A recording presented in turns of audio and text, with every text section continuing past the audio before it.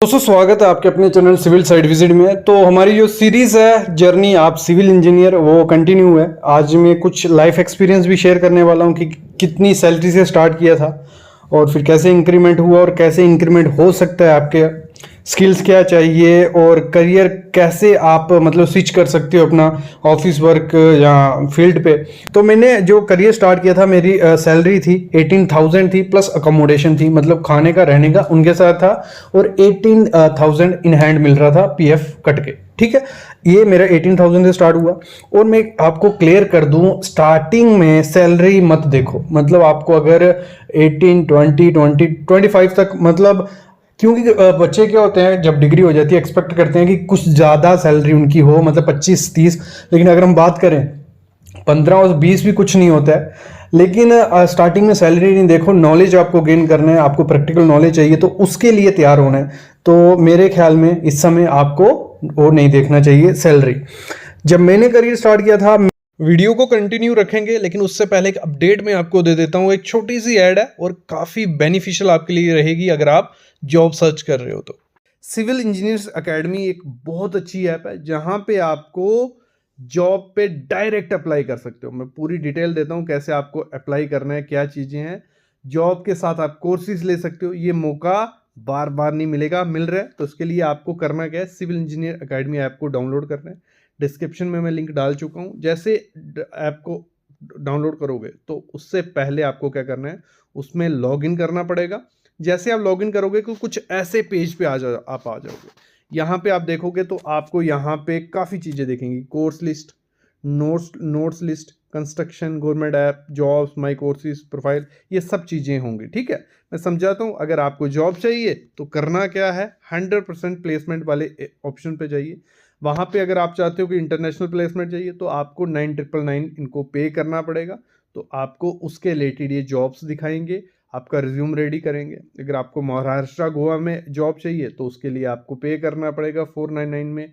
आपको ये जॉब्स और सीवी आपका बनाएंगे।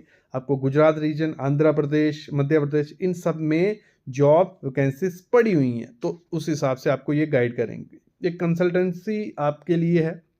उसी में आपको अगर कोर्स कुछ सीखना है, कोर्स लिस्ट, तो बिल्डिंग रेगुलेशन आपको मिल जाएगा, global project management, cracking the interview, customer relation management, sanitary fitting and plumbing का कोर्स, बिल्डिंग बाय लॉज, ये सारे कोर्सेज आपको यहाँ मिल जाएंगे जिनकी हेल्प से आप आगे बढ़ सकते हो। अगर आपको गवर्नमेंट प्रिपरेशन करनी है तो उसके लिए भी काफ़ी चीज़ें यहाँ अवेलेबल है। तो मैं क्या करता हूँ, डिस्क्रिप्शन में डिटेल डाल देता हूँ, आप जल्दी जाके डाउनलोड करो ऐप और ज़रूर विजिट करो, एक बार देख लो। आपका काम की कुछ चीज़ें हैं तो आप इसको रख सकते हो, और काफ़ी चीज़ें फ्यूचर में भी ऐड इसमें होने वाली हैं। गवर्नमेंट एग्जाम्स हो गए, कोर्सेज हो गए, या सारी चीज़ें इसमें आने वाली हैं। जब मैंने करियर स्टार्ट किया था मेरा 18 था, लेकिन उस टाइम बच्चे 8,000 पे, 10,000 पे, 12-15 ऐसे भी वर्क कर रहे थे, क्योंकि उनको नॉलेज लेना था। जब आपके पास 1 साल का नॉलेज हो जाता है, आपकी वैल्यू काफ़ी ज़्यादा इंक्रीज हो जाती है। और अगर मैं बात करूं, जब 18,000 से मैंने स्टार्ट किया और विद इन 6 मंथ इंक्रीमेंट था 5,000 का, क्योंकि वो आपका प्रोबेशन पीरियड भी होता है, उसमें आपको नोटिस किया जाता है कि काम कैसे करवा रहे हो, काम कैसे हो रहा है, आउटपुट मिल रहा है नहीं मिल रहा है। तो उसी बेसिस पे आपके इंक्रीमेंट होते जाएंगे, क्योंकि कंपनी को अगर आउटपुट देते जाओगे तो कंपनी इनपुट देगी, आपको सैलरी बढ़ाती जाएगी, ये गारंटी होती है। ये क्लियर हो गया। और दूसरी बात जो कमेंट्स रहते हैं कि सर सैलरी कैसे बढ़ा सकते हैं, मतलब देखो, अगर आप स्टार्ट करते हो जितनी भी सैलरी से, मिनिमम 2 से 3 साल एक कंपनी में आपको मस्ट लगाने 2 से 3 साल एक कंपनी में लगाते हो आप, तो आपको नॉलेज हो जाता है फील्ड का, आपको जो लिविंग होती है कंपनी के अंदर वो चीज़ें पता चल जाती है, कैसे काम करना होता है, कैसा रहन सहन, ये सब चीज़ें 3 साल में अच्छे से सीख जाता है। मतलब बोलते हैं ना, जैसे डिग्री हमारी 4 साल में हमें काफ़ी चीज़ें सिखाती हैं, थियोरटिकल के साथ, पढ़ाई के साथ और भी काफ़ी चीज़ें सीख जाते हो। वैसे 3 साल अगर आप किसी कंपनी में रहते हो, काफ़ी चीज़ें सीखोगे।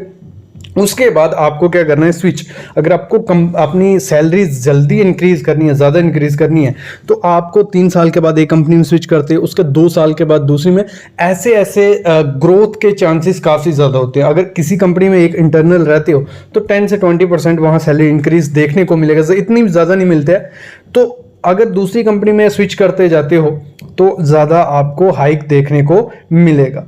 और अगर मैं बात करता हूँ जैसे और ज़्यादा डिमांड किसकी रहती है, साइट इंजीनियर की सबसे ज़्यादा रहती है। एज ए फ्रेशर जब आप किसी भी कंपनी में अप्लाई करोगे तो मोस्टली आपको देखा जाएगा, वैसे तो जिनके पास स्किल्स रहती हैं, जिन्होंने प्रैक्टिस ही वही की है कि प्लानिंग इंजीनियर बनना है तो उसके लिए तैयारी की है, वो बात अलग रही। लेकिन आपके पास स्किल क्या है, सिर्फ थियोरेटिकल नॉलेज है कॉलेज का, तो as a site engineer, site supervisor आप साइट पे जाओगे तो उसमें आपको बेसिक नॉलेज किसका होना चाहिए, बारबेंडिंग शेड्यूल, ऑटोकैड, प्रोसीजर्स कैसे होते हैं वर्क के, टेस्ट जो होती हैं, स्किल थोड़ी बहुत अगर हम बात करें शटरिंग चेकिंग की, ये वर्क प्रोसीजर, ये नॉलेज होगा तो आप as a site engineer work कर सकते हो। और विद इन 3-4 मंथ आप सीख भी जाओगे कि कैसे वहाँ साइट पे काम करवाना है।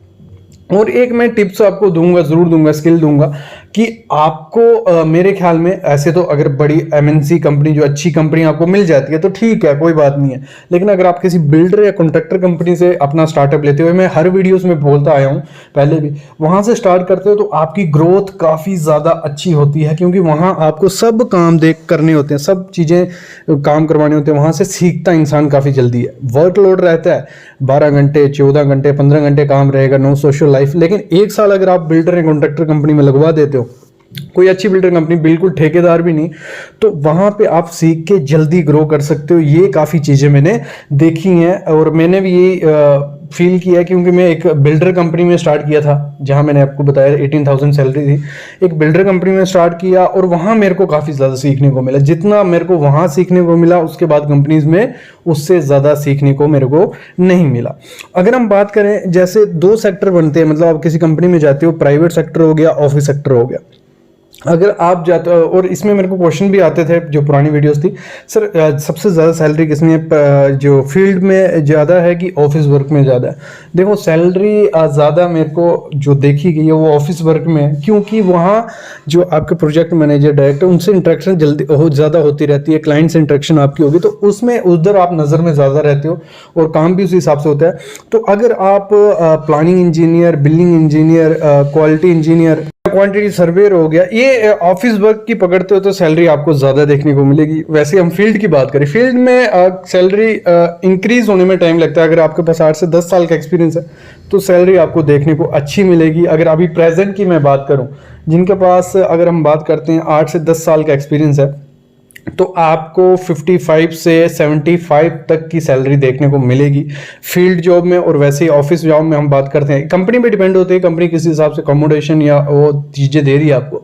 तो अगर हम ऑफिस वर्क की बात करते हैं सेम एक्सपीरियंस के साथ, तो आपकी सैलरी थोड़ी बहुत 5-10 हज़ार ज़्यादा देखने को मिल सकती है।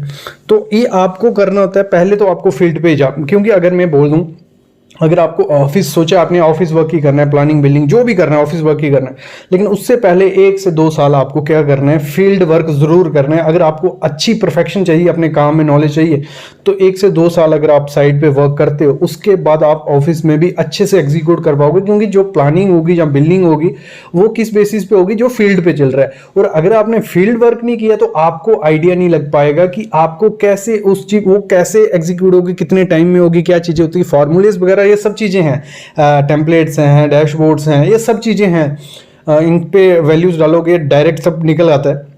लेकिन फिर भी आपको अगर फील्ड वर्क किया होगा तो आप प्रॉपरली एग्जीक्यूट कर सकते हो प्लानिंग को, ऑफिस से बिल्डिंग को। तो ये चीज़ होती है। तो ये सीरीज़ मेरे ख्याल में काफ़ी फ़ायदेमंद है स्टूडेंट्स के लिए, सिविल इंजीनियर्स के लिए।